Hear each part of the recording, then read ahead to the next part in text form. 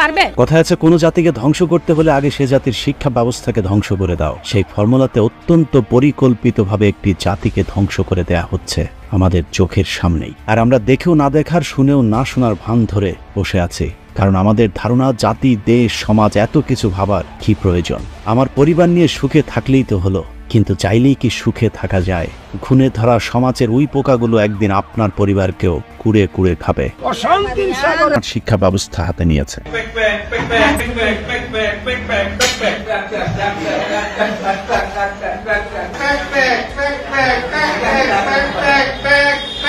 যে শিক্ষা ব্যবস্থায় পড়াশোনা শেষ করে আপনার বিদেশে গিয়ে কামলা দেয়া ছাড়া আর কোনো কিছুই করার থাকবে না। জাতিকে আসলে মেধাশূন্য করার জন্যই আসলে এই বর্তমান শিক্ষাক্রম সেটি আসলে চালু করা হয়েছে। তাতেই দেশে ডলার আসবে, আপনি বছরের পর বছর বিদেশ গিয়ে টাকা কামাবেন, আর সরকার আপনার টাকায় বড় বড় ব্রিজ বানাবে। হিসেব আগের মতোই, 20 ভাগ প্রকল্পে আর 80 ভাগ নিজেদের মাঝে লুটপাট। 2024 সালের মাধ্যমিক কারিকুলামে 6ষ্ঠ থেকে 10ম শ্রেণী পর্যন্ত কৃষি শিক্ষা বইটি বাদ দেওয়া হয়েছে। এছাড়া মেয়েদের গার্হস্থ্য অর্থনীতি বইটিও পাঠ্যসূচি থেকে বাদ দিয়ে দেওয়া হয়েছে, যেখানে ছেলেদের জন্য কৃষিকাজের বিভিন্ন প্রশিক্ষণ এবং মেয়েদের জন্য নানা ধরনের গৃহস্থলীর কাজকর্ম সহ ক্ষুদ্র ও কুটির শিল্পের কাজ শেখানো হতো। প্রয়োজনীয় এই বই দুটির পরিবর্তে স্বাস্থ্য সুরক্ষা ও শিল্প সংস্কৃতি নামে দুটি অপ্রয়োজনীয় বিষয় পাঠ্যসূচিতে যুক্ত করা হয়েছে। ব্যক্তিগত পরিচর্যা, প্রথমে আমি ঘুমাবো, তারপর বিছানা থেকে কাঁথা এবং বালিশকে সরিয়ে নিতে হবে। তার চেয়েও ভয়ঙ্কর বিষয় হলো, আগে কৃষি শিক্ষা এবং গার্হস্থ্য অর্থনীতির সাবজেক্ট দুটো ঐচ্ছিক ছিল, কিন্তু স্বাস্থ্য সুরক্ষা ও শিল্প সংস্কৃতি বই দুটো সবার জন্য আবশ্যিক করা হয়েছে।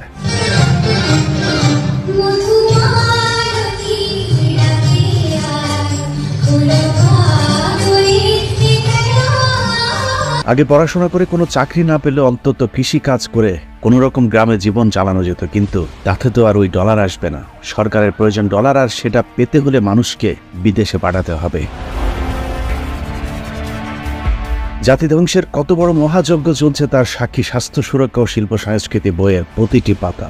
6ষ্ঠ শ্রেণী 44 ও 45 নম্বর পৃষ্ঠায় ছেলে এবং মেয়েদের জন্য আলাদা দুটি গল্প দেওয়া হয়েছে। গল্পের একটিতে মেয়েদের মাসিক বিষয়ক, অপরটিতে ছেলেদের স্বপ্নদোষ এবং বীর্যপাত সম্পর্কে আলোচনা করা হয়েছে। বিষয়টি যদি শুধুই স্বাস্থ্য সচেতনতার জন্য দেয়া হতো, তাহলে ছেলে এবং মেয়েদেরকে আলাদাভাবে বিশেষ ক্লাসের মাধ্যমে এসব বিষয়ে সাধারণ ধারণা দেয়া যেত, কিন্তু তা না করে যৌনতাপূর্ণ এসব বিষয়গুলোকে ছেলে এবং মেয়েদের একসাথে করে আলোচনা করবার ব্যবস্থা করে দেওয়া হয়েছে। প্রথম আমি নিজেও এইসব ব্যাপারে খুবই সংকীর্ণ ছিলাম। আমি আমার বন্ধুর সাথে তো শেয়ার করতে পারতাম না, কিন্তু এখন আমি তা খুবই সাবলীলভাবে সবকিছু সবাইকে বুঝাতে পারি, সে আমার ছোট হোক বা সে আমার বড় হোক। অন্যান্য স্কুলের যে বন্ধুরা আছে তাদের মধ্যে তারা এইসব ওয়ার্ড শুনলে অনেক লজ্জা পায়, কিন্তু আমার ক্ষেত্রে এইসব হয় না, কারণ আমরা জেমস ক্লাস করার পরে আমরা সবাই অনেক ফ্রি হয়ে গেছি। 6ষ্ঠ শ্রেণীর 46, 47 এবং 48 নম্বর পৃষ্ঠায় ঢোল, তবলা এবং হাতের তালে তালে কিভাবে ছন্দের সৃষ্টি হয় এসব শেখানো হচ্ছে। আমরা সবাই রাজা, আমাদের এই রাজার রাজত্বে। কি স্বাস্থ্য সুরক্ষা ও শিল্প সংস্কৃতি বইয়ের 47 থেকে 52 নম্বর পৃষ্ঠায় যৌন শিক্ষা সম্পর্কিত বিভিন্ন ধরনের অপ্রয়োজনীয় অশালীন আলোচনা করা হয়েছে। এছাড়া পরের পৃষ্ঠায় মেয়েদের স্কুলের ব্যাগে সবসময় মাসিকের প্যাড রাখার প্রশিক্ষণও শিক্ষা ব্যবস্থার মাধ্যমেই দেয়া হচ্ছে। 7ম শ্রেণীর 53 থেকে 58 নম্বর পৃষ্ঠার পুরো অধ্যায় জুড়ে যৌন শিক্ষা সম্পর্কিত বিশদ আলোচনা করা হয়েছে। 8ম শ্রেণীর 71 থেকে 86 নম্বর পৃষ্ঠা পর্যন্ত পুরো অধ্যায় জুড়েই মাসিক কত প্রকার, কি রক্তক্ষরণ, মাসিক বন্ধ হয়ে যাওয়া সহ নানা ধরনের সংবেদনশীল আলোচনা ছেলেদেরকে সাথে নিয়েই মেয়ে শিক্ষার্থীদের শেখানো হচ্ছে।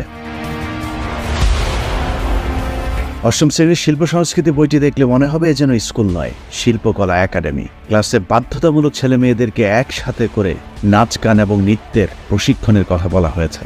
বইয়ের 24 এবং 25 নম্বর পৃষ্ঠায় দ্বৈত কণ্ঠে শিক্ষার্থীদের গান অনুসরণ করতে বলা হয়েছে।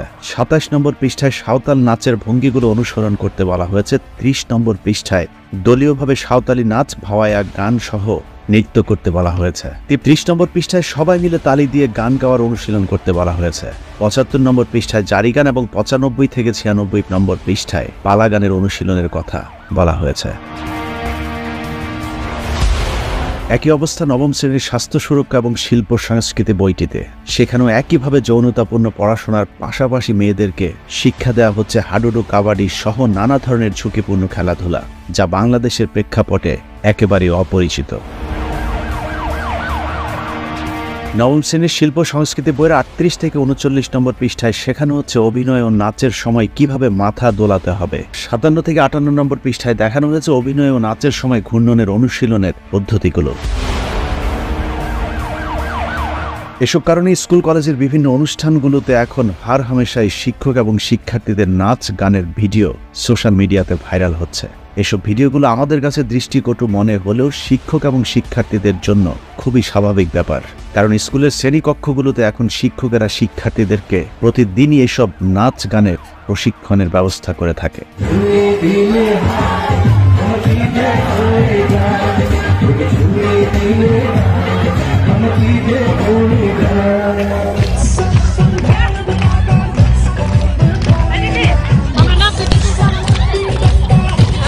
কাদের ইশারায় আমাদের শিক্ষা ব্যবস্থার এই বেহাল দশা সেটা বোঝা যাবে শিল্প সংস্কৃতি বইয়ের 60 থেকে 61 নম্বর পৃষ্ঠা খুললে, যেখানে শাস্ত্রীয় সঙ্গীতের অনুশীলনে শেখানো হচ্ছে উত্তর ভারতীয় বা হিন্দুয়ানি শাস্ত্রীয় সঙ্গীত এবং দক্ষিণ ভারতীয় বা কর্ণাটকের শাস্ত্রীয় সঙ্গীত, এবং এই সব কিছু বাধ্যতামূলকভাবে প্রতিটি শিক্ষার্থীকে শিখতে বাধ্য করা হচ্ছে। মূলত বাংলাদেশের রাজনীতি, অর্থনীতি, ধর্ম, সংস্কৃতির মতো শিক্ষা ব্যবস্থা ধ্বংস করে দেওয়ার জন্যই ভারতের এই গভীর চক্রান্ত। মেধা শূন্য জাতি তৈরি করে দেশের বড় বড় সব পদগুলোতে বসানো হয়েছে ভারতীয়দেরকে। আর এবার আলু পেঁয়াজের বাজারেও ভারতের হাতে নিয়ন্ত্রণ তুলে দেওয়ার লক্ষ্যেই নাচ গানময় শিক্ষা ব্যবস্থা চালু করেছে বর্তমান সরকার। এই কাজ বাস্তবায়নের লক্ষ্যে দীর্ঘদিন ধরে ভারতে প্রশিক্ষণপ্রাপ্ত ইসকন সদস্যকে শিক্ষা মন্ত্রণালয়ের দায়িত্ব দেওয়া হয়েছে। বাবা আমাকে ছোটবেলায় রামকৃষ্ণ মিশনে পড়বার জন্য পাঠিয়েছিল, সেখানে আমি 1 বছর পড়েছিলাম। হরে কৃষ্ণ কৃষ্ণ কৃষ্ণ হরে হরে। ইসকনের ভারতীয় এজেন্ট নফেল সম্প্রতি তার এই বক্তব্য বিকৃত করে প্রচারের দাবি করলেও পুরো বক্তব্য শুনলেই বোঝা যাবে তিনি যে মিথ্যা বলছেন। আমরা সবাই বলবো জয় জগন্নাথের জয়। ঈমান আমাদের অনেক শক্ত। সনাতন ধর্মের ভাই বোনদের সাথে এক কাতারে আমরা পূজা অর্চনায় অংশগ্রহণ করব, কেউ আমাদের আটকাতে পারবে না।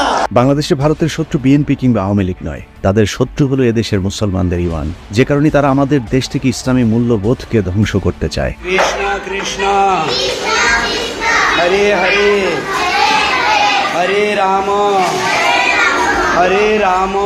এ কারণে অনুষ্ঠানের একদম শুরুতে বলেছিলাম, সমাজে যখন খুনে ধরবে তখন আপনার পক্ষে পরিবার নিয়ে সুন্দর করে বাঁচা সম্ভব নয়। পুরো রাষ্ট্রই যখন নষ্টদের দ্বারা পরিচালিত হয় তখন আপনি, আমি, আমাদের পরিবার কিভাবে নিরাপদে থাকবে? চারিদিক থেকে আপনাকে চেপে ধরবে এই নোংরা সমাজ। ব্যাং নৃত্যের জন্য প্রস্তুত, আরম্ভ করো। ওরে ও দেখেছি তোমার লম্বা দুটি ঠ্যাং। একদিকে নোংরামো, অসভ্যতা এবং মাদক, অন্যদিকে মেধা শূন্য এক নপুংসক পঙ্গু জাতি তৈরিতে কাজ করছে ভারত, যে কারণে শিক্ষা ব্যবস্থার বিরুদ্ধে জোর প্রতিবাদ করে তুলতে হবে। সম্ভব না হলে পরিবার থেকে আপনার সন্তানকে মানবিক ধর্মীয় মূল্যবোধের শিক্ষার ব্যবস্থা করতে হবে। তা না হলে চরম এক অন্ধকার ভবিষ্যতের দিকে এগিয়ে যাবে আমাদের ভবিষ্যৎ প্রজন্ম। আল্লাহ হাফেজ।